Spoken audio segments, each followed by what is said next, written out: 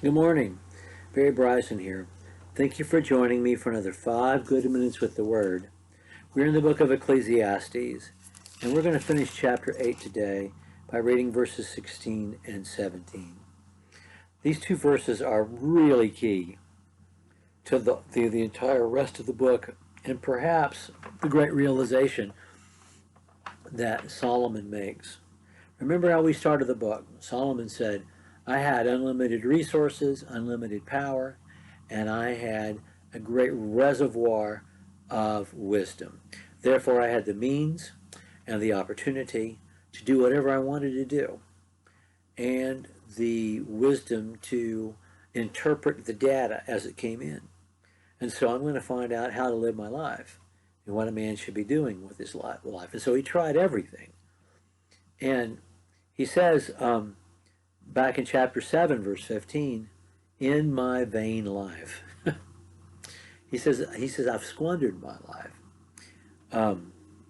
And in verses 16 and 17, there's a great deal of his well of wisdom becomes larger still.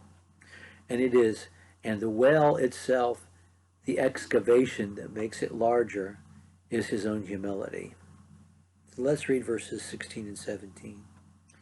When I applied my heart to know wisdom, and to see the business that is done on the earth, how neither day nor night nor one's eyes do one's eyes see sleep, then I saw all the works of God, that man cannot find out the work that is done under the sun. However much man may toil in seeking, he will not find it out. Even though a wise man claims to know, he cannot find it out. There's a sense in which the answer is so simple, and he's already answered it. And there's a sense in which it was foolish for him to even think he could find all the answers that he was looking for. Because as rich as he is, and as powerful as he is, and as intelligent as he is, and as wise as he is, he's a man. He's a human being. And he's seeking to comprehend God. And God is bigger than the universe. And God, as near as he is, and as clearly as he communicates, is completely other. And his thoughts are not ours, his ways are not ours. As high as the heavens are above the earth, so are God's thoughts and ways higher than ours, Isaiah chapter 55. And he comes to this realization. And there really is a summary nature to this. When I started my experiment, verse 16, when I applied my heart to know wisdom and to see the business that is done under the sun. When I started this, and brought to mind this question, what's profitable for us to do while we're here? And yet in the process he brings so many other questions to the table. Why is life thus? Why, God, haven't you done this instead of that? Why, God, are you tolerating this and not rewarding that? When I began, and my one question multiplied into other questions, and I saw the futility of life, I also saw this. Saw the work of God.